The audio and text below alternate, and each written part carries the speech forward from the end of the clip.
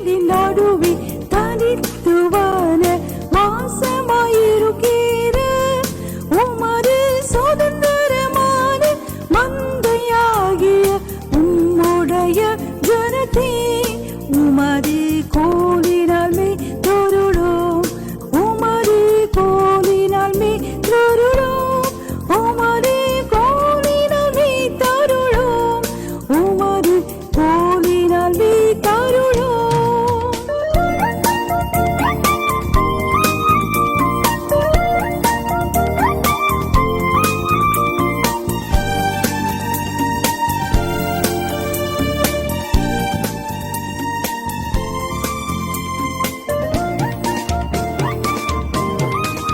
Hebrew chapter 10 verse 19, 10ஆம் அதிகாரம் 19ஆம் வசனத்தை வாசியுங்கள். ஆகையால் சகோதரரே, ஆகையால் சகோதரரே, நாம் பரிசுத்த ஸ்தலத்தில் பிரவேசிப்பதற்கு இயேசுவானவர் தமது மாம்சமாகிய திரையின் வழியாய் புதிதும் ஜீவனுமான மார்க்கத்தை நமக்கு உண்டு பண்ணினபடியால் அந்த மார்க்கத்தின் வழியாய் பிரவேசிப்பதற்கு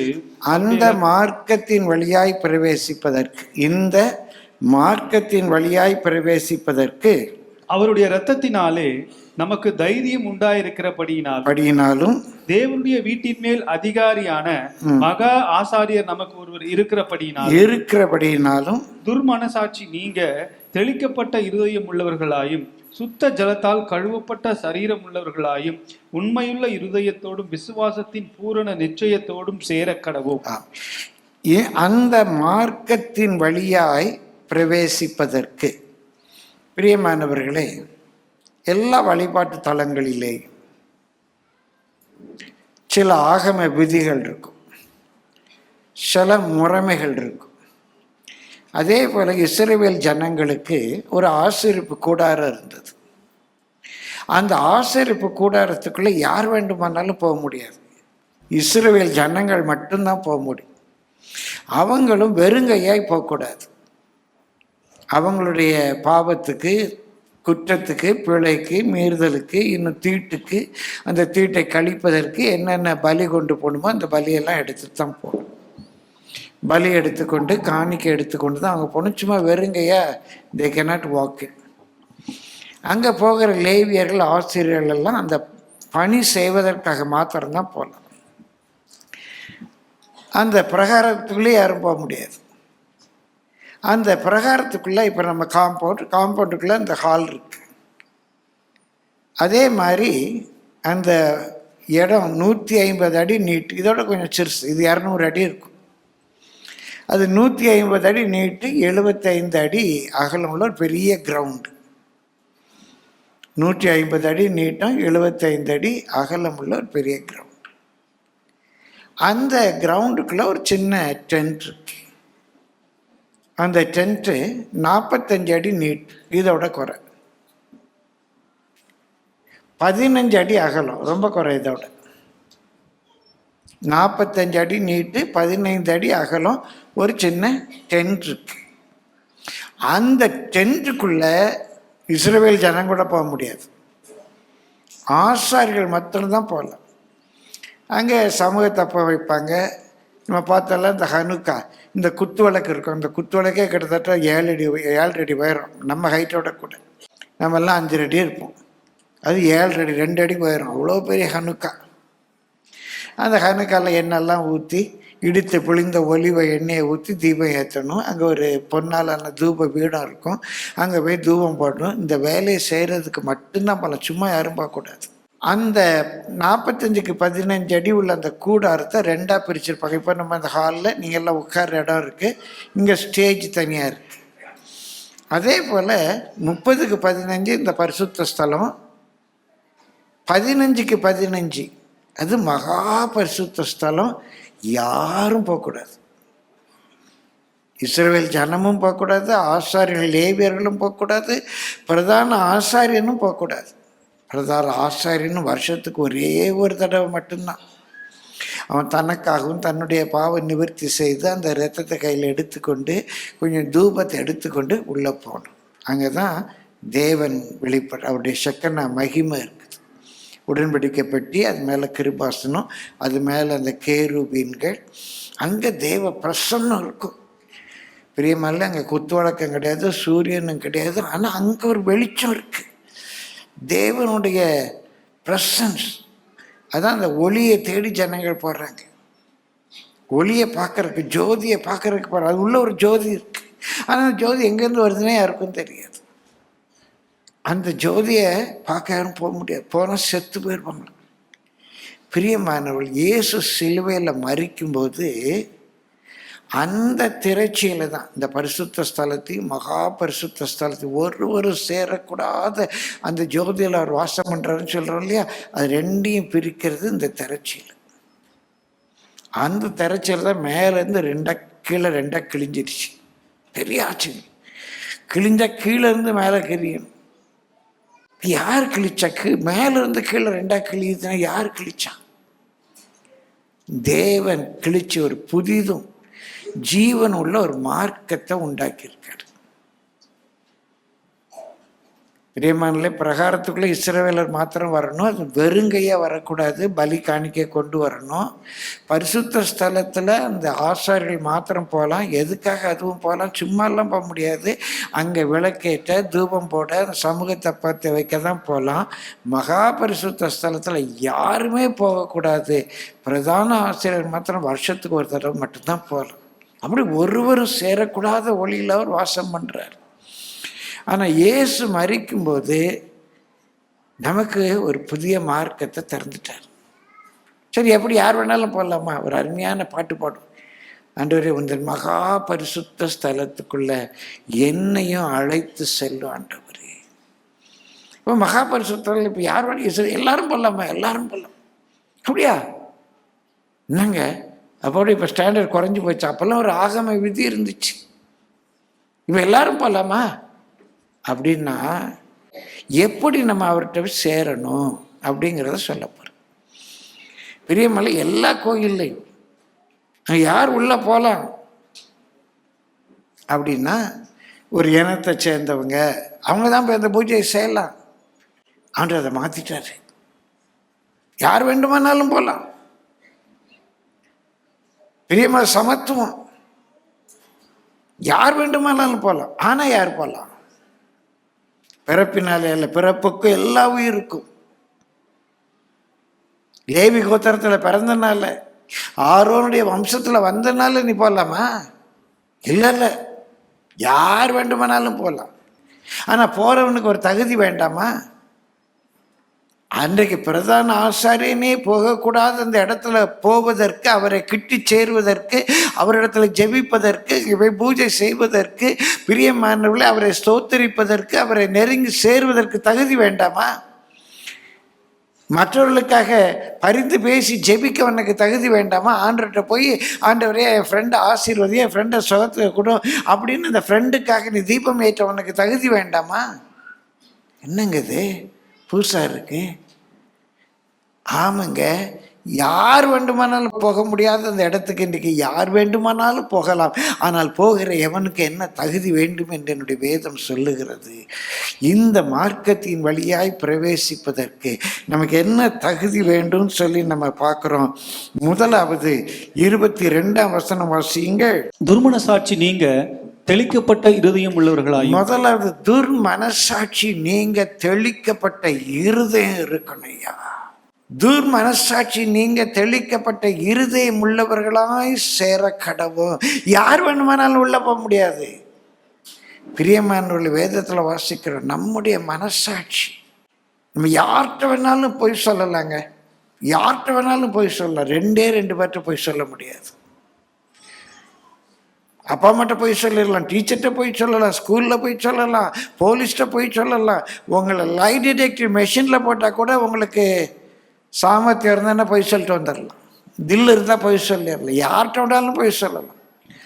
2 பேர்கிட்ட போய் சொல்ல முடியாது. ஒன்று எல்லாத்தையும் அறிந்திருக்கிற தேவன்கிட்ட போய் சொல்ல முடியாது. சரி, எனக்கு ஆண்டவர் மேலாம் நம்பிக்கை கிடையாது. சரிப்பா, நீ தேவன்கிட்ட போய் சொல்லு, தேவன் இருக்காரா இல்லையா, நீ நம்பல விட்டுரு. ஆனால் யாராலையும் அவனிடத்துல போய் சொல்ல முடியாது. No one can lie to himself. அதில் இன்னும் இருக்கிறாங்க. அது பின்னால சொல்கிறேன். No one can lie to himself. நீ பேசுனியா பேசலையா அவனுக்கு தெரியும். பாஸ்டர் சொல்ல நல்லா நடிக்கலாம். நானே நாடகத்தில் இருந்தவன், எனக்கு நடிப்பு தெரியாதா? எனக்கு தப்பாக நினைக்காதீங்க, நடிக்கவும் தெரியும், நடிக்கிறவங்களையும் தெரியும். போய் சொல்லிடலாம், நான் சாப்பிடவே இல்லை, நான் எடுக்கவே இல்லை. ஆனால் நீ எடுத்தியா இல்லை என்பது உனக்கு தெரியுமா தெரியாது. இப்போ நம்ம பொய் சொல்கிறவங்கள ஏச்சு பொய் சொல்கிறான் அப்படின்னு நான் பொய் சொல்லுகிறேன் என்று அறிந்து இருக்கும்போது நான் என்னை அறியாமலே எவ்வளோ அருவருப்பேன் தெரியுமா? நான் ஒரு பொய்காரன் என்று நான் அறிவது எவ்வளோ கேவலமாக இருக்கும். நீ ஒரு பொய்காரன் என்று நீ அறிவது எவ்வளோ கேவலமாக இருக்கும். உனக்கே தெரியுது நீ ஒரு பொய்காரி, நீ புருஷன்ட்ட பொய் சொல்லிட்ட, நீ ஒரு பயங்கர ஃப்ராடு, நீ ஒய்ஃப்ட்ட பொய் சொல்லிட்ட, உனக்கே தெரியுது அது நீ ஃப்ராடுன்னு உனக்கே தெரியுது. நீ பொய்காரன்னு உன் மனசாட்சிக்கே தெரியுது. நீ செஞ்சது தப்புன்னு உனக்கே தெரியுது. பிரியமானவர்களே, நம்ம மனசாட்சி நம்மை குற்றப்படுத்துமானா யார் நம்மை நீதிமானாக்க முடியும்? இந்த மனசாட்சியும் அவர் சுத்திகரிக்கிற இரத்தத்தினால நம்ம ரட்சிக்கப்படும். அந்த இரத்தம் என் மனசாட்சியும் சுத்திகரிக்கிறது.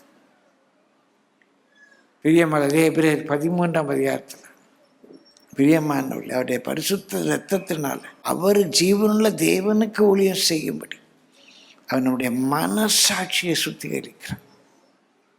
கர்த்தருடைய பரிசுத்த நாமத்துக்கு மகிமை உண்டாவது. செத்த கிரியைகள் நம்ம மனசு, ஐயோ ஏசு என் பாவத்தெல்லாம் மன்னிச்சிட்டாரு, ஏசு அக்கிரமத்தெல்லாம் மன்னிச்சிட்டாரு, என் மனசு சாட்சி சொல்லலாம். அதான் நல்ல மனசாட்சி.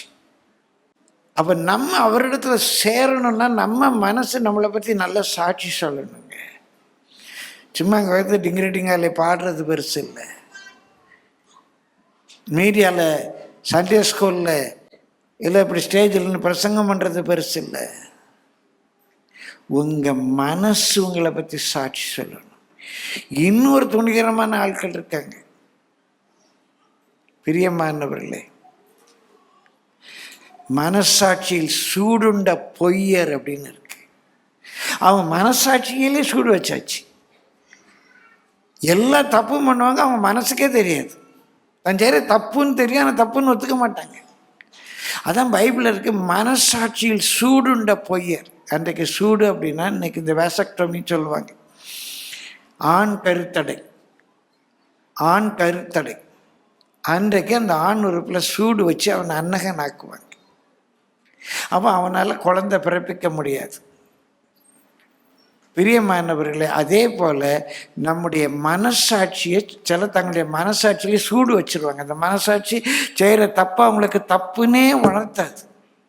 1000 பேர் சொன்னால் தப்பே இல்லை, இதில் என்ன தப்பு இருக்குது, இதில் என்ன தப்பு இருக்குது, யார் தான் அந்த தப்பு பண்ணலை, இதெல்லாம் ஒன்றும் தப்பு இல்லை.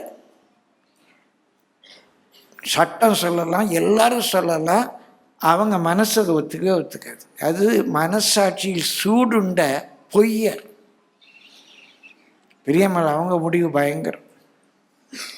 அப்போ நம்ம இயேசுவை கிட்டி சேரணும், அந்த மகா பரிசுத்த ஸ்தலத்துக்குள்ளே பிரவேசிக்கணும், அவர்கிட்ட போய் ஜெபம் பண்ணணும், அவருக்கு பலி செலுத்தணும், நம்ம ஃப்ரெண்ட்ஸுக்காக ரிலேட்டிவ்ஸுக்காக பிரார்த்தனை பண்ணணும், ஒரு ஊழியம் செய்யணும், ஒரு சண்டே கிளாஸ் எடுக்கணும், ஒரு மீடியாவில் நிற்கணும். அப்படின்னா உன் மனசாட்சி சுத்தமாக இருக்கணும். ஸ்டேஜில் நிற்கணும்னா உன் மனசாட்சி சுத்தமாக இருக்கணும். திருவிருந்தில் பங்கெடுக்கணும்னா உன் மனசாட்சி சுத்தமாக இருக்கணும். மனசாட்சி நீங்க தெளிக்கப்பட்ட இருதயம் உள்ளவர்களாய் அந்த மகா பரிசுத்த ஸ்தலத்துக்குள்ள பிரவேசிக்கணும். யார் வேணாலும் பிரவேசித்தரலாமா? இல்லை. யார் வேணாலும் நீ பாவ மன்னிப்புக்காக ஜெபம் பண்ணு, ஆண்டவர் மன்னிக்க தயவுபடுத்துரு, ஆண்டவரே என் பாவத்தை மன்னியும், தெரியாம செஞ்சிட்டேன், மன்னிக்க தயவுபடுத்திருக்கார், ஆண்டவர் என் பாவத்தை மன்னித்தார் அப்படிங்கிற மனசாட்சி அது வேணும். இப்போ முதல் லைனு அந்த அது பழைய ஏற்பாட்டை பற்றி சொல்லிட்டு வர்றார். அந்த திரைச்சீலுக்குள்ள யாருமே போக முடியாது. இவர் தம்முடைய இரத்தத்தினால ஒரு புதிய மார்க்கத்தை உண்டாக்கி இருக்கிறாரு. அந்த மார்க்கத்தில் எப்படி சேரலாம்? துர்மனசாட்சி நீங்க தெளிக்கப்பட்ட இருதயம் உள்ளவர்களாய் சேரணும். நேராகுது, நேரம் கருதி குறிப்பை சொல்லி போகிறேன். 2வது வாசிங்க அதே வசனம். துர்மனசாட்சி நீங்க தெளிக்கப்பட்ட இருதயம் உள்ளவர்களாயும் சுத்த ஜலத்தால் கழுவப்பட்ட சரீரம் உள்ளவர்களாயும். சுத்த ஜலத்தால் கழுவப்பட்ட சரீரம் உள்ளவர்களாய். எங்கெங்க போறது சுத்த ஜலத்துக்கு? கார்பரேஷன் வாட்டர் சுத்த ஜலமா? இல்லைன்னா மினரல் வாட்டர் வாங்குவோமா? இப்போ என்ன பண்ணலாங்க? கூவ நதியில், ஐயோ கூவ நதியில் குளிச்சா வராது, எங்கே போய் குளிக்கலாம்? எப்படிங்க? எந்த தண்ணி சுத்த ஜலம்? என் சரீரம்னா கர்த்தரை கிட்டி சேருவதற்கு முன்பாக என்னுடைய மனசாட்சி, பிரியமானவர்களே, அவருடைய இரத்தத்தினால கழுவப்பட்ட மாத்திரம் போதாது, என் சரீரம் கழுவப்படணும். எப்படி சேரணும்? யார் வேணாலும் மகாபரிசுத்த ஸ்தலத்துக்குள்ளே போகலாமா? யார் வேணாலும் ஜெபம் பண்ணலாமா? பாவ மன்னிப்புக்காக ஜெபம் பண்ணுங்க. ஜெப ஊழியம் செய்யணும்னா யார் ஜெப ஊழியம் செய்ய முடியும்? சுத்த ஜலத்தால் கழுவப்பட்ட சரீரம் இருக்கணும். பெரியம்மாவில் அவன் குளிச்சுத்தான் உள்ள போக முடியும். இன்னும் சில தொழுகை ஸ்தலத்துக்குள்ளே போவதற்கு முன்பாக கையை காலை கழுவணும். அன்றைக்கு அந்த ஆசரிப்பு கூடாரத்தில் கூட அந்த பிரகாரத்தில் ஒரு பெரிய தொட்டி வச்சுருப்பாங்க. அந்த ஆசாரியர் அவன் பரிசுத்த ஸ்தலத்துக்குள்ளே போனா கூட அவன் கையை காலை கழுவிட்டு தான் உள்ளே போக முடியும். அப்போ நீ ஜெபிக்கிறதுக்கு வர்றேன்னு சொன்னால், ஊழியம் செய்ய வர்றேன்னா, சண்டே ஸ்கூல் எடுக்கிறேன்னா, இல்லை மீடியாவில் நிற்கிறேன்னா, பிரியமானவர்கள் கை காலை கழுவ வேண்டாமா? சுத்த ஜலத்தால் கழுவப்பட்டு, அது என்ன ஜலம்? என் சரீரத்தை என்ன ஜலம் கழுவணும்? பிரியமானவர்களை, கர்த்தருடைய பரிசுத்த நாமத்துக்கு மகிமை உண்டாவதாக. எபேசியர் 5ஆம் அதிகாரம் 26, 27 வாசிங்க. தாம் அதை திருவசனத்தை கொண்டு தண்ணீர் முழுக்கினால் சுத்திகரித்து. அவர் திருவசனத்தை கொண்டு தண்ணீர் முழுக்கினால் சுத்திகரித்து. பிரியமலை கிறிஸ்துவும். அதுக்கு முந்தின வசனத்தில் வாசிப்பீங்கன்னா, சபையில் அன்பு கூர்ந்து தாம் அதை, சபையை, விசுவாசிகளை திருவசனத்தை கொண்டு, வசனத்தை கொண்டு தண்ணீர் முழுக்கினால் சுத்திகரித்து பரிசுத்தமாக்குகிறதற்கும். பிரியமல், அங்கே எப்படி கை காலெல்லாம் பிரியமானவர்களை தண்ணியில் கழுவுறாங்களோ, அதே போல் திருவசனத்தை கொண்டு நம்ம உச்சந்தலை முதல் உள்ளங்கால் மட்டும் சுத்திகரிக்கப்பட்டிருக்கணும். பிரியமலை, தலையில் தண்ணி தெளிச்சா குளிக்கிறது இல்லை, வெறும் கை காலை கழுவிட்டா குளிக்கிறது இல்லை, சும்மா முகத்தை அலம்புனா குளிக்கிறது இல்லை. நல்ல சுத்த ஜலத்தால் உச்சந்தலை முதல் உள்ளங்கால் வரைக்கும் குளிக்கிற மாதிரி பிரியமானவர்களே, உன் முடி முதல் அடி மட்டுமாக வசனம் அவனை சுத்திகரிச்சிருக்கணும். விளையாட்டாது? யார் வேண்டுமானாலும் மகாபரிசுத்த ஸ்தலத்துக்குள்ளே போகலாமா? மகாபரிசுத்த ஸ்தலத்துக்குள்ள போவதற்கு நீ ஆரோனுடைய குமாரனாக இருக்க வேண்டாம், நீ லேவி கோத்திரத்தில் பிறந்து இருக்க வேண்டாம். பிரியமானவர்களை, நீ அந்த பிரதான ஆசாருடைய வஸ்திரம் அணிய வேண்டாம். ஆனால் உன் தலை முதல் கால் மட்டுமாக வசனத்தினால சுத்திகரிக்க. விளையாடாதீங்க. எப்படி சுத்திகரிக்க? 27ஆம் வசனத்துல வாசிக்கிறோம். கரை, திரை முதலானவைகள். கரை, 3 கரை பைபிள்ல சொல்லியிருக்கு. உலகத்தினால கரைப்பட்ட வஸ்திரம், அக்கிரமத்தினால கரைப்பட்ட வஸ்திரம். பிரியமானவர்களே, மாம்சத்தால கரைப்பட்ட வஸ்திரம். ஒரு ஸ்டெயின் இருக்கக்கூடாது, உலகம் கரைப்படுத்தி இருக்கக்கூடாது. பாடுறோமா உலகத்தினால கரைப்பட்டிருக்க கூடாது, மாம்ச சிந்தையினால கரைப்பட்டிருக்க கூடாது. அக்கிரமம், இஷ்டப்பட்ட நேரத்துக்கு வர்றது, இஷ்டப்படி அலைகிறது, கிரமத்துக்கு மாறாததுனால கரைப்பட்டிருக்க கூடாது. பிரியமான அவருடைய வசனம் நம்மை கரை தீரை ஒன்றும் இல்லாமல் பரிசுத்தமும் பிழையற்ற மகிமையான சபையை அவர் நிறுத்தும்படி. அதனால் என்ன செய்யறாரு?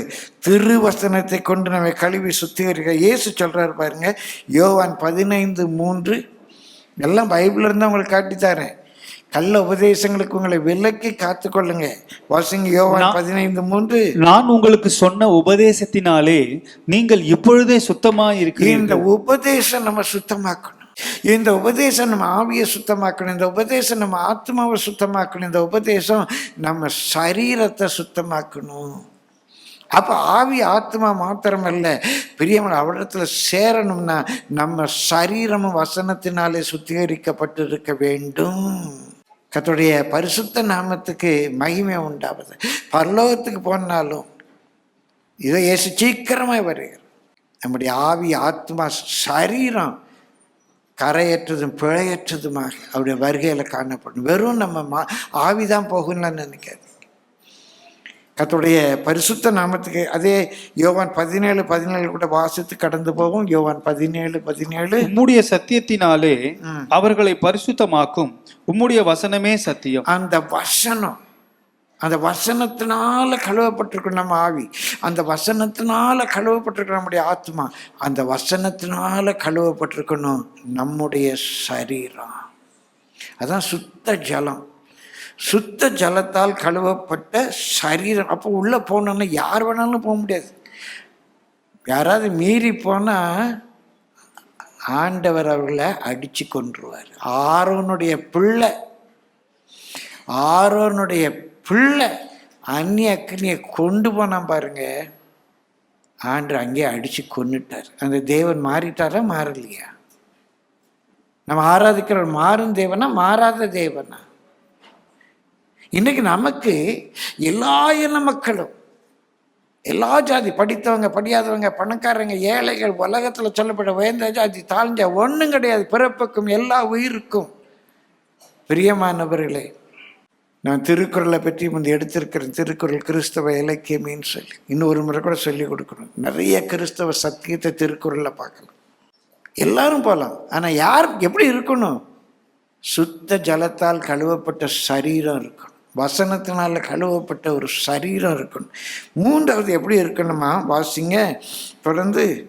சுத்த ஜலத்தால் கழுவப்பட்ட சரீரம் உள்ளவர்களாயும் உண்மையுள்ள இருதயத்தோடும். உண்மை உள்ள இருதயத்தோடும். அதுதான் உண்மை உள்ள இருதயத்தோடும் நம்ம அவரிடத்துல சேர கடவோம். நம்ம ஜெபத்தில் உண்மை இருக்கணும், நம்முடைய ஆராதனையில் உண்மை இருக்கணும், நம்ம பாட்டு பாடுறதுல உண்மை இருக்கணும், நம்ம பிரசங்கம் பண்ணுறதுல உண்மை இருக்கணும். ஊருக்கு உபதேசம், என் வாழ்க்கை அப்படி இல்லை அப்படின்னா அவனுக்கு உண்மை இல்லை. உண்மை இல்லை. பிரியமல் வேதத்தில் வசனங்கள் கொடுக்க நேரம் இல்லை, பைபிளில் போட்டிருக்கு, உன் வாயில் மறக்கலாகாத ஒரு பாடலை தருவேன், அதுவே உனக்கு விரோதமாக சாட்சியிடும். வாயில் மறக்கலாகாத ஒரு பாடலை தருவேன். ஜாலியாக பாடுவோம், எல்லாம் இயேசுவே, எனக்கு எல்லாம் இயேசுவே. உண்மையா? அணியும் ஆபரணமும் எல்லாம் இயேசு. உண்மையா? எங்க போய் சொல்றீங்க? தேவ சமூகத்திலிருந்து போய் சொல்றீங்க. தேவ சமூகத்திலிருந்து போய் சொல்றீங்க. ஐயா பெர்க்மன்ஸ் ஐயா பாடுற, லட்சங்களுக்கு என்னை பயன்படுத்தினீர், ஒரு ஆத்மா கூட ரட்சித்திருக்காதவன் பாடுறான், லட்சங்களுக்கு என்னை பயன்படுத்தினீர். பொய்யில்லை, ஒரு ஆளை கூட ரட்சிப்புகள் நடத்தலையே. உண்மையாது? அன்னைக்கு ஒரு லேடி பாடுறேன், ஆண்டவர் என்னை மகனாய் தெரிந்து கொண்டேன். எங்கே போய் மோதுறது? பாட்டில் மகனாயின்னு இருக்கு, இந்த மகா பாடுது ஆண்டவர் என்னை மகனாய் தெரிந்து கொண்டேன். என்ன பாடுறோன்னே தெரியாது. இதோட பயங்கர சிலருக்கு என்ன பேசுகிறோன்னு தெரியாது. சண்டே கிளாஸில் சொல்லுவாங்க, நீ டெய்லி ஜெபம் பண்ணணும், டெய்லி பைபிள் வாசிக்கணும். நீ வாசித்தியா?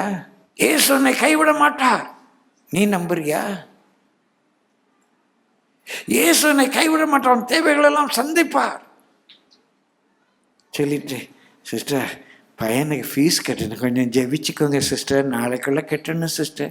நீ விசுவாசி? ஸ்டேஜில் என்ன பிரசங்கம்? இயேசு கைவிட மாட்டார். கைவிட மாட்டார் தானே? அதான் அவரை சேர்றவங்ககிட்ட உண்மை இருக்கணும்.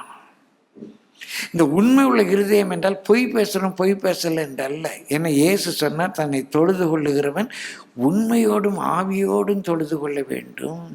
இந்த சமாரிய ஸ்திரியோடு கூட இயேசு பேசும்போது சொன்னால், என்னை தொழுது கொள்ளுகிறவன் உண்மையோடும் ஆவியோடும் தொழுது கொள்ள வேண்டும். நம்முடைய வாழ்க்கையில் இந்த உண்மை இருக்கணும். இந்த உண்மைங்கிறது ஃபேத்ஃபுல். என்ன சொல்கிறேன்னா அதெல்லாம் செய்கிறேன். இயேசு கைவிட மாட்டான்னு சொன்னால் இயேசு கைவிட மாட்டான்னு நான் விசுவாசிக்கணும். இது பிரசங்கத்துக்காக சொல்கிறேன், அடுத்த வீட்டுக்காக சொல்கிறேன், மற்றவங்களுக்கு சொன்னேன். அப்பா பையனை பார்த்து சொல்கிறாரே இப்படி பண்ணாதடா அப்படின்னா அவர் பண்ணக்கூடாது, அவர் பண்ணக்கூடாது. பிரியமானவர்களே, அம்மா சொல்கிறாங்க, அப்பா அப்பா பிள்ளைய பார்த்து அப்பா கீழ்ப்படியணும், பைபிளில் சொல்லியிருக்கு. அப்பா அம்மா போதகத்தை கேட்கணும், பைபிளில் சொல்லியிருக்கு. நீ பெற்றோர் கீழ்ப்படியணும். ஏம்மா பைபிளில் சொல்லியிருக்கோம் புருஷனுக்கு கீழ்ப்படின்னு சொல்லி. இல்லை அது வேற. எங்கே போய் மோதுறது? உன் பிள்ளைய பார்த்து அப்பா அம்மாவுக்கு கீழ்ப்படி என்று சொல்ல உனக்கு அதிகாரம் இருக்கா, உரிமை இருக்கா? அப்போ உண்மை உள்ள இருதயம் வேணும். அவரை தொழுது கொள்ளுகிறவர்கள் எல்லாவற்றிலும், இது பொய் பேசாத உண்மை அல்ல. நான் அவரை வர்ஷிப் பண்ணுறேன், ஆண்டவரே நீர் எனக்கு எல்லாம் ஆனவ, shepherd of my soul, take control of me, என் ஆத்ம மேய்ப்பரே என்னை பொறுப்படுத்திக் கொள்ளும் அப்படின்னா உண்மையாக ஒப்பு கொடுக்கணும். அவரை சேருகிறவர்கள் உண்மை உள்ள இருதயத்தோடு. அப்போ துர்மனசாட்சி நீங்க தெளிக்கப்பட்ட இருதயம் உள்ளவர்களாய், இரண்டாவது சுத்த ஜலத்தால் கழுவப்பட்ட சரீரம் உள்ளவர்களாய், மூன்றாவது உண்மை உள்ள இருதயத்தோடும், சரி, நான்காவது விசுவாசத்தின் பூரண நிச்சயத்தோடு, விசுவாசத்தின் பூரண நிச்சயத்தோடு, the full assurance of faith, unwavering confidence. என்னை அழைத்தவர் உண்மை உள்ளவர். நான் தாழ்மையாக சொல்ல, இன்னை வரைக்கும் என்னை அழைத்தவர் உண்மை உள்ளவர். இதுவரைக்கும் என்னை நடத்திட்டார், எங்களை நடத்திட்டார், இனிமேல் நடத்துவார். நான் ஆண்டவர் தான் நம்பியிருக்கேன், ஆண்டவர் செய்வார்னு நம்பினேன். இன்னும் ஒன்று காணும், என்ன பண்ணேன்னு தெரியலை. இல்லை, நீ அவரை அந்த மகா பரிசுத்த ஸ்தலத்துக்குள்ளே பிரவேசிக்கிறன்னா அன்றைக்கு இருந்த குவாலிஃபிகேஷன் ரொம்ப ஈஸி. அவன் ஆசாரியனாக இருக்கணும், லேவி குடும்பத்தில் பிறந்திருக்கணும், ஆரோனுடைய வம்சத்தில் வந்திருக்கணும், அவன் அந்த வஸ்திரத்தை அணிந்திருக்கணும், கொஞ்சம் கையில் ரத்தத்தை எடுக்கணும், கொஞ்சம் தூபத்தை எடுக்கணும், உள்ளே போயிடலாம் வருஷத்துக்கு ஒரு தடவை. ஆனால் இன்னைக்கு நீ உள்ளே போகணுன்னா, பிரியமானவர்களே, கர்த்தருடைய உன்னுடைய விசுவாசத்தின் பூரண நிச்சயம் இருக்கணும். என்னை அழைத்தவர் உண்மை உள்ளவர், இம்மட்டும் என்னை நடத்தினவர் கடைசி வரைக்கும் நடத்துவார். நான் என்ன அறிக்கை பண்ணுறேனோ அதில் எனக்கு நம்பிக்கை இருக்க வேண்டும், பூரண நம்பிக்கை இருக்க வேண்டும். என்னுடைய விசுவாசத்தில் நான் பூரண நம்பிக்கை உள்ளவனாக இருக்கணும். அப்படி தான் உள்ள பிரவேசிக்கும். கர்த்தருடைய பரிசுத்த நாமத்துக்கு மகிமை உண்டாவதா. சரி, பிரியமானவர்களே, இப்போ நம்ம விசுவாசத்தின் பூர்ண நிச்சயத்தோடும் சேர கடவோம். தொடர்ந்து வாசியங்கள் 23. அல்லாமலும், அது மாத்திரமல்ல, இந்த 4 மாத்திரமல்ல, அல்லாமலும் நம்முடைய நம்பிக்கையை அறிக்கையிடுகிறதில் அசைவில்லாமல் உறுதியாய் இருக்க கடவோம். வாக்குத்தத்தம் பண்ணினவர் உண்மையுள்ளவராய் இருக்கிறாரே. நம்முடைய நம்பிக்கையை அறிக்கை இடுகிறதில் அசைவில்லாமல் உறுதியாக இருக்க கடவோம். பிரியமான மற்றவங்கிட்ட சொல்கிறோம், நம்ம நம்புறத மற்றவங்கிட்ட சொல்கிறோம். அதை அறிக்கை இடுகிறதுல உறுதியாக இருக்கணும், ஸ்டெட்ஃபாஸ்ட். எந்த ஒரு டிசிஷன்ல நான் உறுதியாக இருப்பேன். லெட் கம் வாட் மீ, இதான் என்னுடைய நம்பிக்கை, இதை நான் நம்புகிறேன். ஏசுதான் வழி, நான் நம்புகிறேன், அதில் உறுதியாக இருக்கிறேன். என்னுடைய விசுவாசம் மாத்திரமல்ல, நான் நம்புகிறேன். என்ன காரியத்தை நான் நம்புகிறேன்னு, ஒருத்தர் ஐ ஹோப் ஃபார், அதில் அசையப்படாது. அவங்க தான் உள்ளே போக முடியும். நான் நம்புகிறேன், இப்படி தான் பைபிளில் சொல்லியிருக்குன்னு நம்புகிறேன். நான் ரட்சிக்கப்பட்ட புதுசில் அதை நம்பினேன், என் திருமணத்தோடு அதை நம்பினேன், நான் நம்பின வழியில் என் பிள்ளைகளை வளர்த்தேன். நான் நம்பினதை இன்னும் பிரசிக்கிறேன். 50 ஆண்டாக என்னுடைய நம்பிக்கை ஒரே நம்பிக்கையாக தான் இருக்குது. சிலருக்கு ஆரம்பத்தில் ஒரு நம்பிக்கை, வளரும்போது இன்னொரு நம்பிக்கை. பாவமாக இருக்குது. ஒன்று அன்றைக்கு பேய் பேசியிருக்கணும், இல்லைன்னா இன்றைக்கு பேய் பேசணும். அன்றைக்கு இதெல்லாம் வேண்டாம், ஆண்டவர் வெளிப்படுத்தினார், நான் இப்படிலாம் செய்ய மாட்டேன். சரி, இப்போ இதெல்லாம் ஒன்றும் தப்பு இல்லை. அன்னைக்கு பேசுனது பேயா, இன்னைக்கு பேசுறது பேயா? கேவலமா இருக்கு.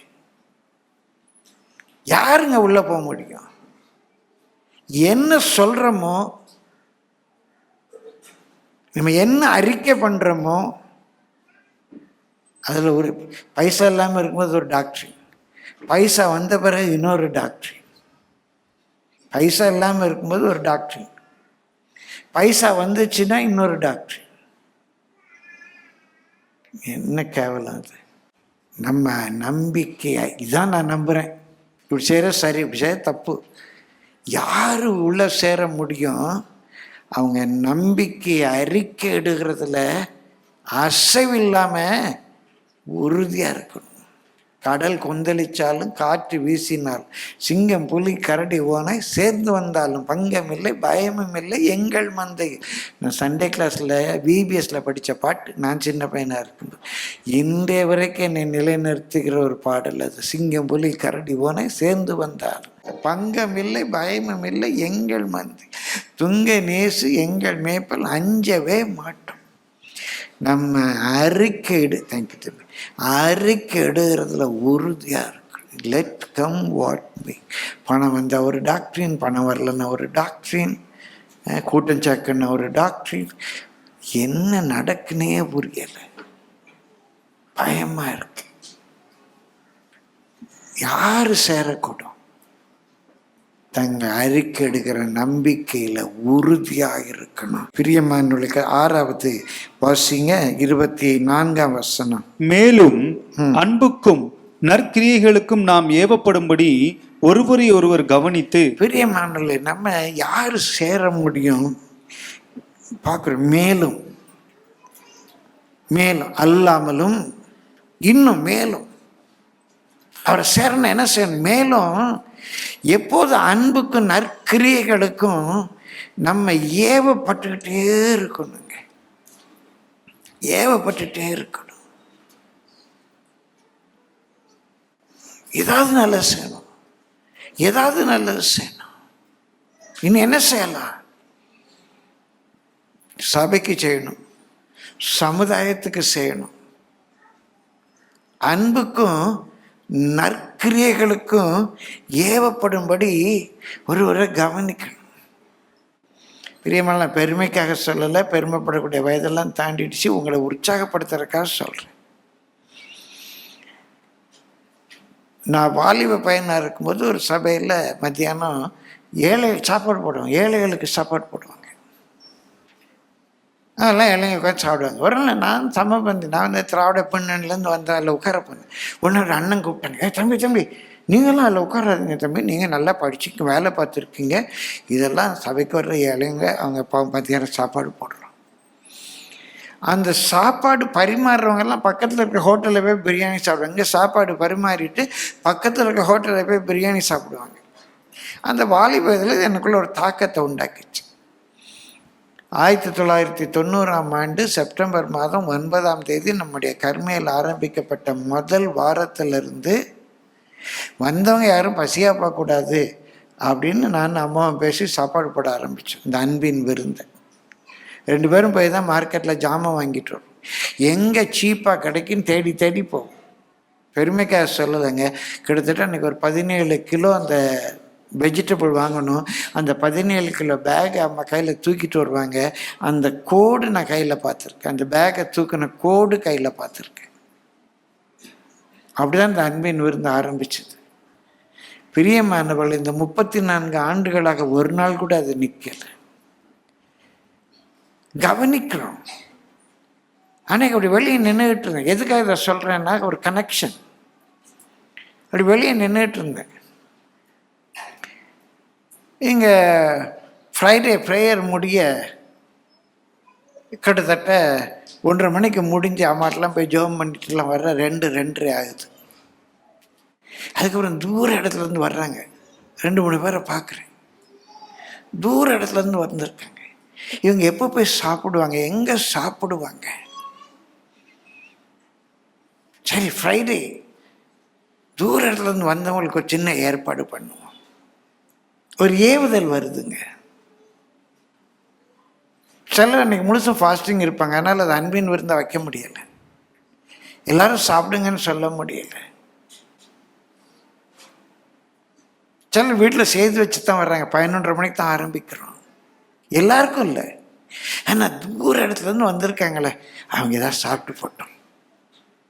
நான் பெருமைக்காக சொல்ல கனெக்ட் பண்ணுறேன். உங்களுக்கு எல்லாருக்கும் நம்ம எல்லாருக்கும் அந்த சுபாவம் வேணும்.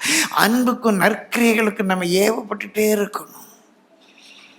அதை பார்த்தோன்னா ஒரு ஏவுதல் வருது, சரி அவங்களுக்கு ஒரு சின்ன ஏதோ ஒரு ஏற்பாடு பண்ணுவோம், நம்மளால முடிஞ்சது. வெறும் சாப்பாட்டு காரியத்துக்காக சொல்லலை, இந்த வசனத்துக்கு ஒரு வெளிச்சம் தருவதற்காக மாத்திரம் சொல்லுகிறேன். அன்புக்கும் நற்கிரியைகளுக்கு நம்ம ஏவப்பட்டுக்கிட்டே இருக்கணும்.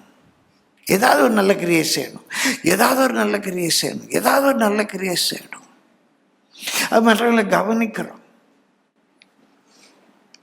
பிரியமானவர்களே, ஆனால் நம்ம ஒருத்தருக்கு போய் உதவி செய்தோம், அவங்க ரொம்ப ஏழ்மையாக இருக்காங்க, அந்த பிள்ளை படிப்புக்கு நம்ம செய்வோம் அப்படின்னு உதவி செய்தோம்னா, நம்ம செய்கிறது அவங்க தெரிஞ்சு தேங்க்ஸ்ன்னு சொல்லிட்டாங்கன்னா ஆண்டவர் நமக்கு ஒன்றுமே செய்ய மாட்டார். ஏன்னா நம்ம செய்தோம், அதுக்கு பதில் நமக்கு தேங்க்ஸ் கிடச்சிடுச்சு. நம்ம செய்தோம், அதுக்கு பதில் தேங்க்ஸ் கிடச்சிடுச்சு. Transaction is over. அதனால தான் வலது கை செய்கிறது இடது கைக்கு தெரியக்கூடாது. தான தர்மங்களுக்கு இப்படிப்பட்ட நற்கிரியைகள் நமக்கு பேரு புகழ் வரக்கூடாது. காணிக்கை செலுத்துறது வேறு, தசமபாகம் செலுத்துறது வேறு, ஒரு காரியத்தை ஸ்பான்சர் பண்ணுறது வேறு. ஆனால் நம்ம யாருக்கோ ஒரு நற்கிரியை செய்கிறோம், தர்மம் செய்கிறோம், அவங்க தேங்க்ஸ் சொல்லிட்டாங்கன்னா டிரான்சாக்ஷன் வில் பி ஓவர். ஆண்டவர் ஒன்றும் செய்ய மாட்டார். நமக்கு யார் செய்தான்னு தெரியக்கூடாது. ஆண்டவர் அவங்க துதிக்கணும், ஆண்டவர் அவங்க ஸ்தோத்தரிக்கணும். அப்போ ஆண்டவர் நம்மை ஆசீர்வதிப்பார். என்ன செய்கிறோம்? சபையின் மூலம் சில வாங்கி அந்த பிள்ளைக்கு இதை நீங்கள் கொடுத்துருங்க அப்படின்னு அம்மாட்ட வந்து கொடுப்பாங்க. அப்போ ஒன்றும் இல்லை, அந்த சிஸ்டருக்கு இதை புடவை கொடுத்துருங்க. அம்மா என்ன செய்வாங்க, ஒரு சிஸ்டர் கொடுத்தாங்க, உங்களுக்கு கொடுக்க சொல்லி ஒரு சிஸ்டர் கொடுத்தாங்க, நம்ம கொடுப்பாங்க. அப்போது அதை வாங்கினவங்க அம்மாவுக்கு இல்லை, ஆண்டவரே அந்த சிஸ்டர் ஆசீர்வதியும்பா அப்படின்னு ஆண்டவரை ஜெபிக்கும்போது ஆண்டவர் அவங்கள ஆசீர்வதிப்பார். அதனால தான் நீங்கள் தான தர்மம் செய்யும்போது உங்களுக்கே கூட தெரியக்கூடாது. நீங்கள் யாருக்கு செய்கிறீங்களோ அவங்க பதில் செய்துட்டாங்க அப்படின்னு சொன்னால் transaction is over. God can not bless you. தேவன் உங்களே ஆசீர்வதிக்க மாட்டார், ஆசீர்வதிக்க முடியாது. டிரான்சாக்ஷன் முடிஞ்சு போச்சு. நீங்கள் உதவி செய்தீங்க, அவங்க தேங்க் பண்ணிட்டாங்க, இல்லை அவங்க பதிலுக்கு உங்கள் வீட்டில் வந்து ஏதோ ஒன்று பண்ணிட்டாங்க. ஆண்டவர் உங்களை ஆசீர்வதிக்க வேண்டும் என்றால் பிரியமாக இந்த தான தர்மம் கூட ஒழுங்கும் கர்மமாக செய்யணும். ஆண்டவர் மாத்திரம் பார்க்க செய்யணும். ஒரு சின்ன விட தான் நான் சொன்னது, சபையின் மூலமாக. அப்போ நாங்கள் அவங்களுக்கு உதவி கிடைச்சிடும், யார் செய்தான்னு தெரியாது. இருக்கட்டும் பிரியமானவர்களே, நம்ம ஒருவர் கவனிக்கணும். எதுக்காக கவனிக்கிறோம்? அன்புக்கும் நற்கிரியைகளுக்கு ஏவப்படும்படி நம்ம இருக்கிற சமுதாயத்தை கவனிக்கணும். ஏதாவது செய்யலாமா, ஏதாவது இவங்களுக்கு செய்யலாமா, என்ன செய்யலாம்? யார் தேவனுடைய சமூகத்தில் பிரவேசிக்க முடியும்? எப்போது அந்த உள்ளம் அன்பு நற்கிரியை செய்யணும்னு சொல்லி அது மூலமல்ல ஸ்டேரிங் அப்படி கலங்கிக்கிட்டே இருக்கும், ப்ரோவோக் ஆகிட்டே இருக்கும். இன்னும் ஒன்று பிரியமான கர்த்தருடைய பரிசுத்த நாமத்துக்கு மகிமை உண்டாவதாக. 7வது 25ஆம் வசனத்திலிருந்து வாசியுங்க. சபை கூடி வருதலை சிலர் விட்டு விடுகிறது போல நாமும் விட்டுவிடாமல் ஒருவருக்கொருவர் புத்தி சொல்ல கடவோம். நாளானது சமீபித்து வருகிறதை எவ்வளவாய் பார்க்கிறீர்களோ அவ்வளவாய் புத்தி சொல்ல வேண்டும். பிரியமல் 7வது தமிழில் வாசிக்கிற ஒருவருக்கு ஒரு புத்தி சொல்ல கடவோம் என்று, ஆங்கிலத்தில் எக்ஸாட் என்று இருக்கும். ஆனால் மூல மொழியில் ஒருவரை ஒருவர் என்கரேஜ் பண்ணணும், பில்டப் பண்ணணும். ஒரு word of comfort, word of consolation. போய் அவங்க வெந்த புண்ணில் வேல் பார்க்கக்கூடாது, அதெல்லாம் பிசாசினுடைய பிள்ளை. வேதனையோடு இருக்க, ஐயோ நம்ம மகளுக்கு கல்யாணம் ஆகலையே, இன்னொரு நல்ல வரன் கிடைக்கலையே அப்படின்னு அந்த அப்பா கவலையோடு இருக்கார். அவர்கிட்ட என்ன ஒன்றுக்கு என்ன கல்யாணம் இல்லையா, நான் சும்மா கம்முன்னு இருக்கீங்களா? அவர் அழுது வேதனைப்பட்டு இருக்காரு. இந்த பேய் அவர்கிட்ட போய் கேட்குது, பேய் என்ன சும்மா கம்முன்னு இருக்கீங்க? அவர் கம்மனாக இருப்பார், எவ்வளோ வேதனைப்பட்டு இருப்பார். இது நான் ஏன் பேயின்னு சொல்கிறேன்னா, பேயின் ஏவி தான் வந்து ஆளை உடைக்குது. ஏன் அவனுக்கு குழந்தை பிறக்கலை, ஏன் அவனுக்கு ஒன்றும் கல்யாணம் ஆகலை, என்ன அவன் வீட்டுக்காரர் இப்படி இருக்காரு? இது விசாரிக்கிறது இல்லைங்க, இது விசாரிக்கிறது இல்லை, இது விஷ ஊசி போடுறது. இப்படிப்பட்ட ஆடுகள் முட்டி சபைக்கு வராமல் போனாங்க. நம்ம சபையில் உண்டு, எல்லா சபைகளிலும் உண்டு. இல்லை பிள்ளைன்ற கேட்குறாங்க, எனக்கு வரவே இஷ்டம் இல்லை. இவங்களுக்கெல்லாம் எப்படிப்பட்ட ஆக்கினை தீர்ப்பு இருக்குமோ தெரியல. உங்களால் ஒருவர் இடத்தில் அடைந்திருந்தால் உங்களுக்கு எப்படிப்பட்ட ஆக்கினை தீர்ப்பு? உங்கள் மகன் இப்படி, உங்கள் மகன் இப்படி, உங்கள் இப்படி, நீங்கள் என்ன அப்படி இப்படி, அப்படி பேசக்கூடாது. ஒரு எனக்கு கர்த்தர் கைவிட ஜோமன் என்பது சிஸ்டர், ஜோமன் நான் உங்களுக்காக ஜெபிக்கிறேன் சிஸ்டர், நீ சோர்ந்து போகாதீங்க, ஆண்டவர் செய்வார் சிஸ்டர். அப்படி மற்றவர்கள் ஏன் நீங்கள் நல்ல பைபிள் வாசிங்க, யோசிங்க, நீங்கள் இது மட்டும் விட்டுறாதீங்க, ஜபத்தை மட்டும் விட்டுறாதீங்க, சபை கூடத்தில் விட்டுறாதீங்க. யார் தேவனுடைய சமூகத்தில் பிரவேசிக்க முடியும்? மற்றவர்கள் என்கரேஜ் பண்ண தெரிந்தவர்கள். அதான் புத்தி சொல்லுகிறவன் புத்தி சொல்லுகிறது. நாங்கள் புத்தி சொல்லுதுன்ற எக்ஸாட் எல்லாம் என்கரேஜ், கவுன்சில். ஆங்கிலத்தில் ஒரு பழமொழி உண்டு, remedies was then the melody. அதாவது அந்த வியாதியை காட்டிலும் மருந்து கொடூரமாக இருக்கு, வியாதியை காட்டிலும் மருந்து கொடூரமாக இருக்கு. சிலருடைய கவுன்சிலிங் அப்படி தான். பிரியமானவர்களே, ஒரு ஹஸ்பண்ட் அண்ட் ஒய்ஃபு அவங்களுக்குள்ள சின்ன மன கஷ்டம், சண்டை. அந்த பாஸ்டர்கிட்ட பேச போகிறாங்க. அந்த என்னப்பா இன்னுப்பா ரெண்டு பேரையும் கேட்டார், இப்படியே பேசுனேன், எப்படிப்பா இவளோட வாழ்கிற? அவர் பேசி முடிக்கிறதுக்குள்ள ஜபத்துக்கு வந்தவங்க டைவர்ஸ் பண்ணிடலான்னு தீர்மானத்தோடு வெளியே போயிட்டாங்க. என்ன அருமையாக டைவர்ஸ் கவுன்சிலிங் சொல்லியிருக்கா பார்த்தீங்களா?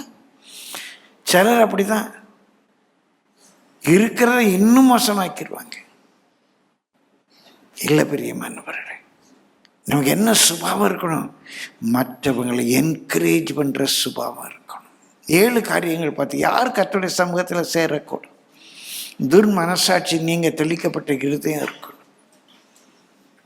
சுத்த ஜலத்தால் கழுவப்பட்ட, வசனத்தால் கழுவப்பட்ட ஒரு சரீரம், சாட்சியின் ஜீவியம் இருக்கணும். உண்மை உள்ள இருதயம் இருக்கணும். நம்ம என்ன தொழுறோம், என்ன பாட்டு போடுறோம், எல்லாத்துலையும் ஒரு உண்மை இருக்கணும். பிரியமானவர்களே, கர்த்தருடைய பரிசுத்த நாமத்துக்கு மகிமை உண்டாவதாக. நம்ம அன்புக்கும் நற்கிரியைகளுக்கும் ஏவப்பட்டுகிட்டே இருக்கணும். நம்ம நம்பிக்கை அறிக்கைன்றதுல அசையவே கூடாது. விசுவாசிக்கிறோம், எதை விசுவாசிக்கிறோமோ அதில் பூரண நிச்சயம் இருக்கணும்.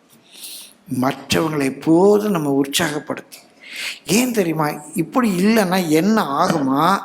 26ஆம் வசனத்திலிருந்து வாசிங்க. சத்தியத்தை அறியும் அறிவை அடைந்த பின்பு, சத்தியத்தை அறியும் அறிவை அடைந்த பின்பு நாம் மனப்பூர்வமாய் பாவம் செய்கிறவர்களாய் இருந்தால், நாம் மனப்பூர்வமாய் பாவம் செய்கிறவர்களாய் இருந்தால், நல்லா கவனிங்க, சத்தியத்தை அறிஞ்சிட்டோம். பொய் சொல்லக்கூடாது, பைபிள் இருக்கு. பொய் சொல்ற தேவனுக்கு பிடிக்காது. பொய்யர் அனைவர் 2ஆம் மரணமாகி அக்கினி கந்தகம் எரிகிற கடல்ல பங்கடைவாங்க. பொய் சொல்லுகிறவன் பிசாசினால உண்டாயிருக்கிறான். சத்தியத்தை அறிஞ்சிட்டீங்க.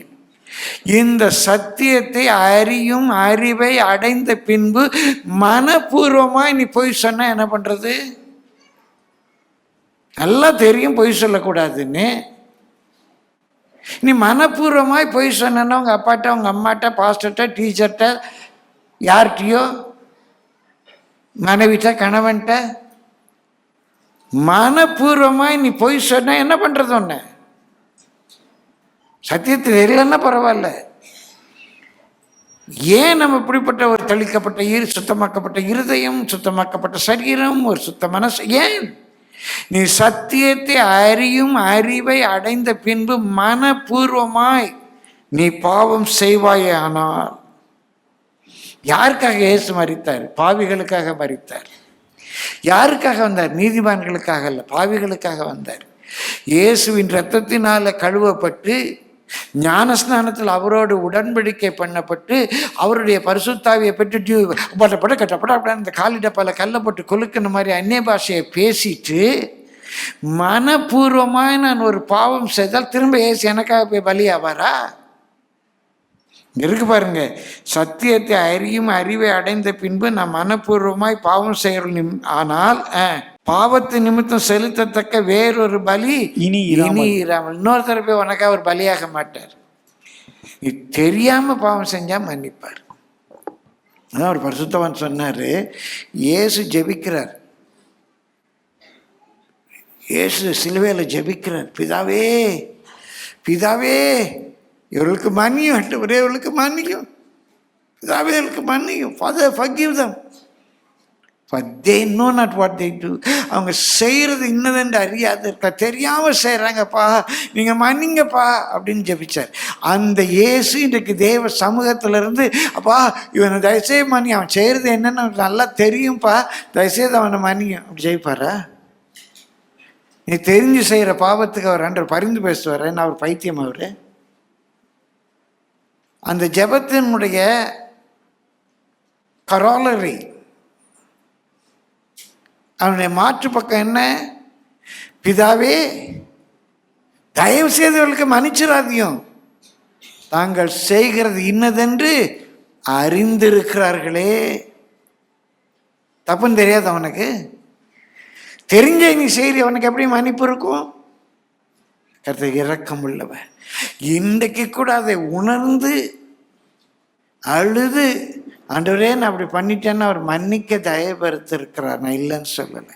ஆனால் நீ துணிகரமாக வேஷம் போட்டால், சத்தியத்தை அறிகிற அறிவை அடைந்த பின்பு மனப்பூர்வமாய் நீ ஒரு தவறை செய்வாயானால், இனி செலுத்துகிறதற்கு வேறொரு பலி இல்லாமல் 27 வாசிங்க. நியாய தீர்ப்பு வரும் என்று பயத்தோடு எதிர்பார்க்குதலும் விரோதிகளை பட்சிக்கும் கோபாக்கினையுமே இருக்கும். நல்லா யோசித்துக்கோ, இதான் இருக்கு. இது விளையாட்டு அல்ல. யார் வேண்டுமானாலும் இந்த மகா பரிசுத்த ஸ்தலத்துக்குள்ள போக முடியுமா? முடியாது. அதுக்குன்னு ஒரு ஆகம விதி இருந்தது. இன்றைக்கு இயேசு சிலுவையில் மரித்து ஒரு புதிதும் ஜீவனுள்ள மார்க்கத்தை உண்டாக்கிட்டார். ஆனால் இந்த வழியாய் பிரவேசிப்பதற்கு உனக்கு இந்த தகுதி இருக்கணும். நீ சத்தியத்தை அறிந்து அறிவை அடைந்த பின்பும் துணிகரமாக மனப்பூர்வமாய் நீ பாவம் செய்தால் இன்னொரு முறை இயேசு உனக்காக பலியாக மாட்டார். நியாய தீர்ப்பு, கோபாக்கினை. நம்முடைய தேவன் எரிச்சல் உள்ள தேவன். நான் எஜமானர்னா எனக்கு கனம் எங்கே? தெரியாதா சரி தப்புன்னு? சரி தப்புன்னு தெரியாதா? தெரிஞ்சுதானே செய்கிற. பைபிள் இருக்குங்க, அதனால தான் வாசிக்கிறோம். 28ஆம் வசனம், மோசேயினுடைய பிரமாணத்தை தள்ளுகிறவன் இரக்கம் பெறாமல் 2-3 சாட்சிகளின் வாக்கினாலே சாகிறானே. பொய் சொல்லாது இருப்பாயாக, அதே வச்சுக்கோ. களவு செய்யாது இருப்பாயாக, விபச்சாரம் செய்யாது மோசையின் மூலமாக ஒரு பிரமாணம் கொடுக்கப்பட்டுச்சு.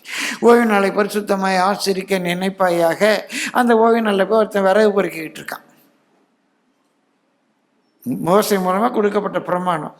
ஐயோ ஒரு நாள் ஒன்றும் வேலை செய்யக்கூடாது, இவன் போய் விறகு பொறுக்கிட்டு இருக்கிறானே, என்னப்பா செய்யலாம் அப்படின்னோடனே முதல்ல ஜெபம் பண்ணுறாங்க. ஜெபம் பண்ணும்போது ஆண்டவர் சொல்கிறாரு, அவனை கல்லெறிஞ்சு கொல்லுங்கிறார். சொன்னது ஆண்டவர் தானே. அவனை கல்லெறிஞ்சு கொல்லுங்கிறார். பிரியமானவர்களே, மோசையின் மூலமாக கொடுக்கப்பட்ட பிரமாணம் 2-3 சாட்சியின் வாக்கினாலே அவன் சாகிறானே. கொலை செய்யாது இருப்பாயாக மோசை சொல்லிட்டார். அவன் அந்த பிரமாணத்தை மீறினா அவனுக்கு மரண தண்டனை. விபச்சாரம் செய்யாது இருப்பாயாக மோசை பிரமாணம் கொடுத்துட்டார்.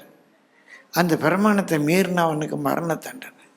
இங்கே ஒரு லாஜிக்கலாக ஒரு கொஸ்டின் கேட்குறாரு. 29ஆம் வசனம், தேவனுடைய குமாரனை காலின் கீழ் மிதித்து தன்னை பரிசுத்தம் செய்த உடன்படிக்கையின் இரத்தத்தை அசுத்தம் என்றெண்ணி கிருபையின் ஆவியை நிந்திக்கிறவன் எவ்வளவு கொடிதான ஆக்கினைக்கு பாத்திரவானாய் இருப்பான் என்பதை யோசித்து பாருங்கள். கொஞ்சம் யோசித்து பாருங்க. அவர் இரக்கம் உள்ளவர், மன்னிக்க தயவுபடுத்திருக்கிறார், உங்கள் பலவீனங்களை அறிந்திருக்கிறார். ஆனால் துணிஞ்சு மனப்பூர்வமா நம்ம பாவம் செய்தா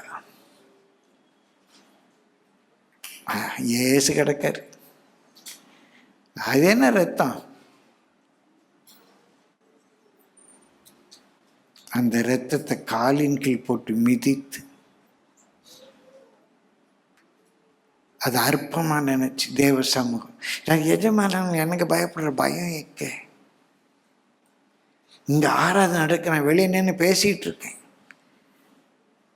நான் வெளியே நின்று பேசிட்டு இருக்கேன். நான் பேசும்போது என்ன செய்யறேன்? இன்னொருத்தனை கெடுக்கிறேன். அவனும் கவனிக்க முடியாதபடி அவனை கெடுக்கிறேன். எடுத்து உடுத்தி வந்து வெளியே நின்று பேசிக்கிட்டு இருக்கேன். கர்த்தருடைய வசனத்தை பற்றி பயம் இல்லை, தேவ சமூகத்தை பற்றி பயம் இல்லை. ஏன் வந்தேன்னு தெரியாது. நான் கெட்டு அழியிறது மாத்திரம் இல்லை, இன்னொருத்தனை வேற கெடுத்துக்கிட்டு அங்கே நிற்கிறேன். தேவன் சும்மா இருப்பாரா? வேடிக்கை பார்ப்பாரா? அப்படி ஒரு தெய்வத்தை நம்ம கும்பிடுறோம். அப்படி ஒரு தெய்வத்தை நம்ம கும்பிடுறோம். மோசேயினுடைய பிரமாணத்தினால அந்த பிரமாணத்தை மீறுகிறவன் 2-3 சாட்சிகளால அவன் கொல்லப்படுவானா? ஆவியான ஒரு உலாவுற இடத்துல இல்லை வாழ்க்கையில இயேசு கிறிஸ்து கொடுத்த பிரமாணங்களை நான் மீறுவேனே ஆனால் துணிகரமாக என்னுடைய பலவீனத்தை கத்த அறிந்திருக்கிறேன். ஆண்டவரே என்ன மன்னின்னு சொன்ன மன்னிக்க தயவுபடுத்தி இருக்கிறேன். இப்பவும் நம்மை மன்னிப்பார், இப்பவும் நம்மை மன்னிப்பார். ஆனால் இங்கே வேதம் சொல்லுது அவன் எப்படிப்பட்ட ஆக்கினைக்கு பாத்திரவானா இருப்பான் என்பதை கொஞ்சம் யோசித்து பாருங்க. 30வது வசனம், பழிவாங்குதல் எனக்குரியது. கண்டிப்பா அவர் நிந்திக்கிறவன் பழிவாங்காம விடுவாரா? அவன் ஏமாந்தவாரா? தேவன் எரிச்சல் உள்ள தேவன் அல்லவா? அன்புள்ளவர் தான், கிருபையும் சத்தியமும் நிறைந்தவர். அவர் பட்சிக்கிற அக்கினி. வெறும் அன்பு மாத்திரம் உள்ளவர்னா ஏன் அவர் நரகத்தை உண்டாக்கணும்? ஏன் நரகத்தை உண்டாக்கணும்? ஏன் அவியாத அக்கினி அவர் கட்டளையிடணும்? ஹலோ, கொஞ்சம் யோசித்து பாருங்க. வெறும் அன்புள்ளவர் மாத்திரமல்ல, சத்தியம் உள்ளவர், கிருபையும் சத்தியமும் நிறைந்தவர், கிருபையும் சத்தியமும் நிறைந்தவர். கொஞ்சம் அதை நம்ம ஃபுல்லா புரிஞ்சுக்கணும். பழி வாங்குதல் எனக்குரியது, நானே பதில் செய்வேன் என்று கர்த்தர் சொல்லுகிறார். நான் பார்த்துக்கிறேங்கிறார். நான் பார்த்துக்கிறேன் அப்படிங்கிறாரு. கர்த்தர் தம்முடைய ஜனங்களை நியாய தீர்ப்பார் என்றும் சொன்னவர் இன்னார் என்று அறிவோம். கண்டிப்பா ஒரு நியாய தீர்ப்பு இருக்கு. கண்டிப்பா ஒரு நியாய தீர்ப்பு இருக்கு. சொன்னவர் இன்னார் என்று நாம் அறிவோம். ஜீவனுள்ள தேவனுடைய கைகளில் விழுகிறது பயங்கரமா இருக்குமே. இது புதிய ஏற்பாடா பழைய ஏற்பாடா என்பதை நீங்க வாசிக்கிற எபிரேயர் புதிய ஏற்பாடா பழைய ஏற்பாடா? புதிய ஏற்பாடு தான். புதிய ஏற்பாடு தாங்க. நாங்கள்லாம் பழைய ஏற்பாட்டு உபதேசம் இல்லை. புதிய ஏற்பாட்டை பழைய ஏற்பாட்டோட புதிய ஏற்பாடு பயங்கரமானது. அங்க விபச்சாரம் என்று அவங்க நினைத்தது வேறு. ஆனால் தேவன் சொன்ன விபச்சாரம் என்னன்னு இயேசு சொல்றார். நீ இச்சையோட பார்த்தாலே விபச்சாரம் செய்துட்டேன். அவங்க கொலை நினைச்சது வேற. இயேசு சொல்றோம், சகோதரனை பகைச்சாலே நீ மனுஷ கொலை பாதகன் இருக்கு. இதுதான் புதிய ஏற்பாடு. இதுதான் புதிய ஏற்பாடு.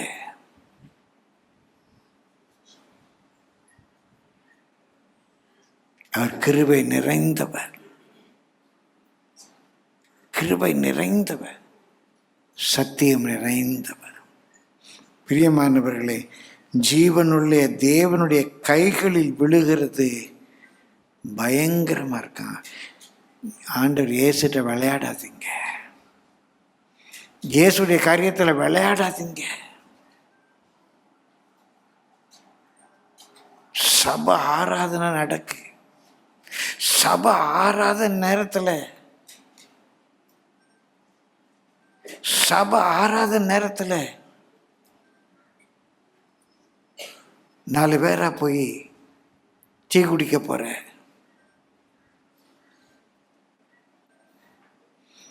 4 பேராக போய் இதை கொண்டாட போகிற, 4 பேராக போய் டாஸ்மாகில் நிற்க ஆண்டவர் விடுவாரா? ஆண்டவர் விடுவாரா? அவருடைய கரத்தில் விழுறது பயங்கரமாக இருக்கும். நான் யாரையும் சபிக்கலை, நீங்கள் ஆசீர்வதிக்கப்படணும். இப்பவும் எத்தனை பிழை பண்ணியிருந்தாலும் சரி, துணிகரமாக செய்திருந்தாலும் சரி, இன்றைக்கு நீ மனம் திரும்பி, ஆண்டவரே நான் இப்படிலாம் போய் பேசிட்டேன், ஆண்டவரே இப்படியெல்லாம் உங்களுடைய சமூகத்தை நான் அவமதிச்சிட்டேன், இப்படியெல்லாம் மற்றவங்க சபையை விட்டு போகிறதுக்கு நான் காரணமாக இருந்துட்டேன், இப்படியெல்லாம் மற்றவங்களை குத்தி கொதறி, ஆண்டவரே என்னை தெரியாமல் இப்படிலாம் பண்ணிட்டேன், ஆண்டவரே என்னை மன்னியும், என்னால் அந்த குடும்பம் நாசமாக போச்சு ஆண்டவரே என்று நீ கதறி அழுதால் கர்த்தர் இப்போதும் மன்னிக்க தயவுபடுத்திருக்கிறார். துணிகரமாக அவருடைய காரியத்தில் விளையாடாதீங்க. அவரை பழைய ஏற்பாட்டில் அந்த மகா பரிசுத்த ஸ்தலத்துக்குள்ளே போகிறதுக்கு பிரியமானவர் பெரிய என்ன தகுதி இருக்கும்? எல்லாரும் போக முடியாது. ஆனால் கர்த்தர் நமக்கு புதிதும் ஜீவனுமான ஒரு வழியை அவருடைய சிலுவை இரத்தத்தினால் உண்டாக்கி இருக்கிறாரு.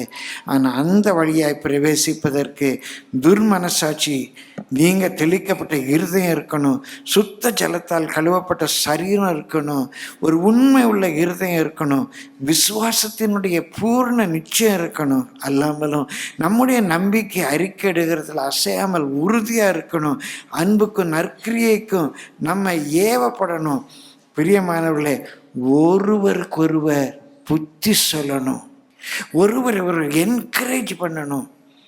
அன்று அந்த கிருபை எனக்கு தார். நான் மற்றவங்களை என்கரேஜ் பண்ணணும், விழுந்து கிடக்கிறவங்களை தூக்கி நிறுத்தணும், மடங்கடிக்கப்பட்டவர்களுக்கு ஆறுதல் செய்யணும், நற்கிரியை செய்ய முடியாது. இருதயம் ஏவப்பட்டுட்டே இருக்கணும், ஏதாவது ஒரு நல்ல காரியம் செய்யணும். பேர் புகழுக்காக அல்ல. 4 பேர் அந்த பிரதர் அந்த சிஸ்டர் அப்படின்னா பரலோகத்தில் ஒரு நன்மை நமக்கு கிடைக்காது. ஆனால் மற்றவங்களுக்கு கவனித்து பார்த்து ஏதாவது செய்யணும். அட்லீஸ்ட் ஜெபம் பண்ணுங்க, அவங்கள என்கரேஜ் பண்ணுங்க. எதுக்கு சபை கூடி வரோம்? மற்றவங்களை கவனித்து அவங்கள என்கரேஜ் பண்ணுறதுக்கு. பிரியமானவர்களே, சத்தியத்தை அறிகிற அறிவை அறிந்த பின்பு மனப்பூர்வமாய் பாவம் செஞ்சா மன்னிப்பு கிடையாது.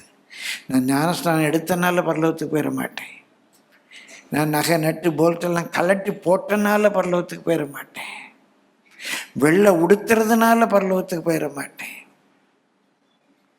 அவர் சமூகத்தில் விழுந்து அறிக்கை பண்ணுவோம். ஆண்டவருடைய மகா பரிசுத்த ஸ்தலத்துக்குள்ளே போகக்கூடிய தகுதியை நமக்கு தருவாராக.